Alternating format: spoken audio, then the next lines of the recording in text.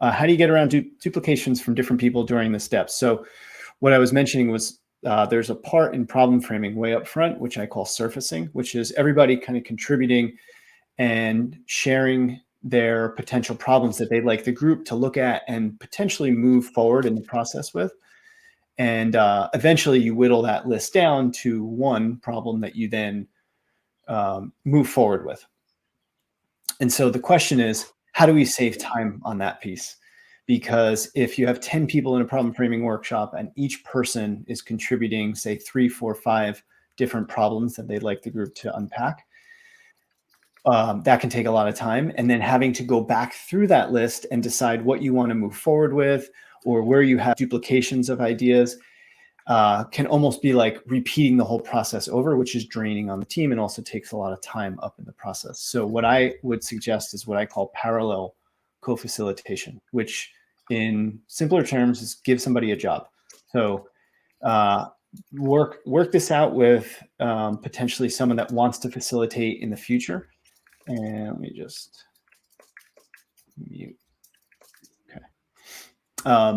Talk with the folks that are coming into the session. There's probably going to be 1 or 2 people that will raise their hand that want to be able to lead these kinds of things going forward. So give them a job and ask them to deduplicate ideas, to start to cluster and affinity map similar ideas. That way, when you get through the first leg of the conversation, you go back and you have a nicely, even just if the Post-its are nicely designed and shaped, it's much easier to go to decide which ideas you want to move forward with. It also will, of course, save you some time and energy. So give people jobs, super important. What I was saying, just when I realized I was muted, was one of the core challenges of facilitation is how do we get people to engage in our workshops? Giving people small jobs and assignments is one surefire way that you'll get people to like perk up and make sure that they're paying attention and contributing. So that's that one. While we're here, Josh had asked, by the way, what I also shared was that I answered these questions in a few AMAs ago and I never hit record. So I'm batting 1,000 here with some mistakes I've made leading these sessions. He had asked if I had what my ideas were on Teresa Torres's continuous discovery. You can see I'm about 6 minutes in. So yesterday I looked at some of the questions that were coming in and I was like, oh yeah. And I started listening to a podcast where she talked about the book. I don't know if the book's out. At least I didn't find it in Audible. It is out. Peter's saying yes. Actually, Peter, one of your posts on LinkedIn reminded me to go and check out the book.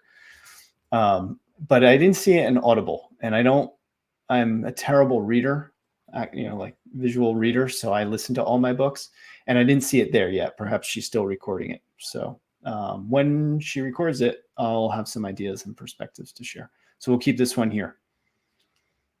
Okay, that was one of the upvoted. And here's the other one.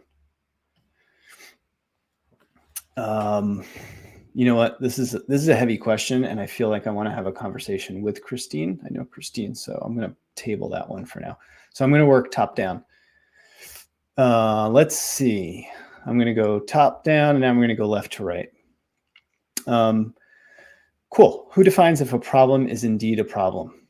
So problem framing is most of the time it's a very internal conversation, meaning a team is having it to decide based on business prioritization. You're trying to decide which problem should we tackle next. And what you're doing is you're talking about and prioritizing customer-centered problems. So that's, as soon as you start problem framing, you're starting from an internal conversation where there's a lot of assumption and sort of internal bias, which is totally fine as a starting point. And you immediately start to bring the customer point of view and customer perspective into it by making sure that the problems that the team surfaces in the first leg of problem framing are customer-centered. And this may take a couple revs for the team to get right? So you may see problems submitted like improve onboarding, fix enrollment with new product, things like that. And so you have to sort of help the team to tie it back to the customer-centered problem. And so as you go through problem framing, though, it's not it's not the kind of conversation or workshop where you would invite customers into it. It's very strategic. It's very internal. It's about what the company wants to invest its team's time and resources on, but it's built upon customer-centered problems. So what you might do before framing is work with your research team if they've done any sort of diagnostics or surveys or polls or anything that can help seed the customer problems that your customers are already talking about.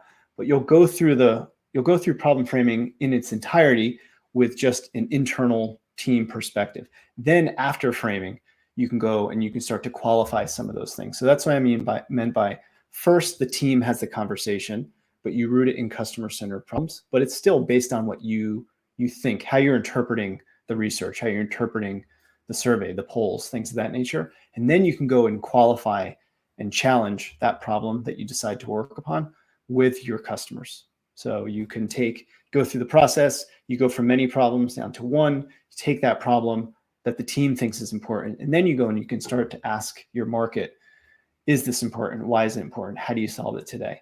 And because framing is really rapid, it will probably take you about 2 half days. It's not like you're spending weeks unpacking that problem as a team. You're spending a couple half-day sessions coming out of it, something really clear and articulated, which will actually help feed the research that you then do with the market. So you get some really specific feedback and challenges and maybe pivots in the problem statement from your market. I hope that was clear. Next one over was how many people should attend problem framing session? I get this question all the time, and it's highly contextual. The best way to answer it is framing is very strategic. So sometimes, and that's a side story, sometimes groups use problem framing to define their vision and their strategy. So sometimes you need to actually step into the problems your customers are facing so that you can step back out to decide as a company, what is the vision that we have for the next quarter, for the next year? So those problems feed the vision and strategy. And then in flip side, sometimes there is a product vision and a strategy in place. And now the conversation starts with what customer-centered problems in solving them will start to accomplish that strategy. By solving which customer problems will we realize our product vision? So you're up here. So that means that the people that are going to be part of this conversation are folks that have the authority and sort of like are connected to the vision, the product vision, say for the next year or maybe even 3 or 5 years, that they can see and decide which customer opportunities make sense. So if we decide to go in this direction or that direction, did we choose an opportunity that starts to fulfill that vision and strategy? So that may not be your interactive designers and your engineers. Those are folks that are going to be pulled in when you start to get into solutioning. This is about what are the opportunities that will make the impact that the company is looking for and achieve our strategy, while also having some sense of what's important to the market, because it's those two constituents that you're trying to bring together in framing. Things that are important and align with company priorities and things that we know are important to the market, to the customer market. From a numbers game, because framing is so intense and takes a lot of focus and a lot of the conversation can run deep. I tend to try to cap it out at about 5 to 6 people. More than that, and you probably need a third day. So then you can start to decide how quickly you want to move versus having all of the voices. And just to put it out there, what tends to happen is people don't understand framing at first, so they don't want to be a part of it. And then once you start to host these conversations, then you're going to get the opposite, where you're going to have everyone wants to be a part of it. So you're going to have to measure that and weigh it out. And there's a way, which I won't get into right now, but there's a way for you to have some of those voices without necessarily having people in those synchronous conversations. So that's some of the prep work you can do with stakeholders that need to be part of the conversation, but actually won't join the workshop itself. Okay, here's a question from Peter. Peter, I think I answered this in a few weeks ago, but I'm just going to give it like a one more once over. So what recommendations do you have to sell problem framing to stakeholders? I guess kind of like where I was going with where I left off the last question, which is talking about problems is a little foreign. I think I'm probably biased here, but I feel like it's getting less foreign for people to be talking about like using phrases like customer-centered problems, customer-centered opportunities. Which is probably the world I live in. But for many groups, it's a little bit abstract and sort of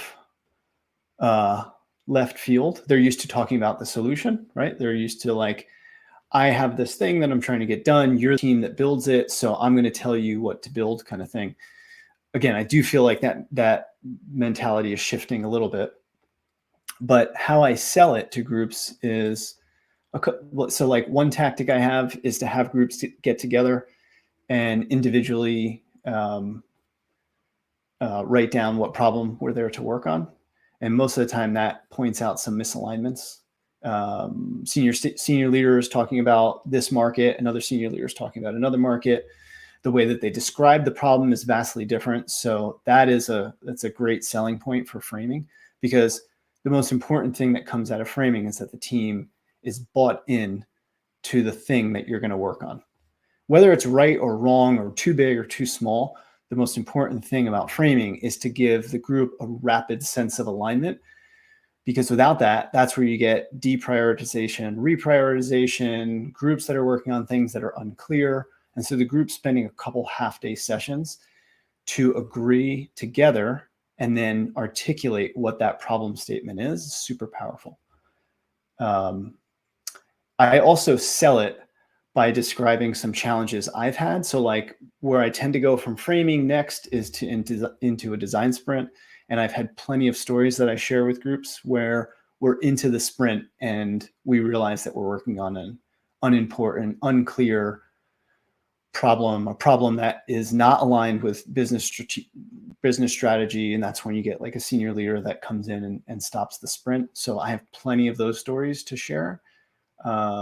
So spending those couple half days can spare the team from spending another week or two on the wrong problem or a misaligned problem. Yeah, Peter. Hey, Jay, can you hear me? Yep. Okay. Just a quick follow-up to that around, okay, once you start doing the research and talking to people and doing the internal, external research, and you start getting a sense of the problem, I tend to get really excited about potential solutions or like at least a direction that we should be going in.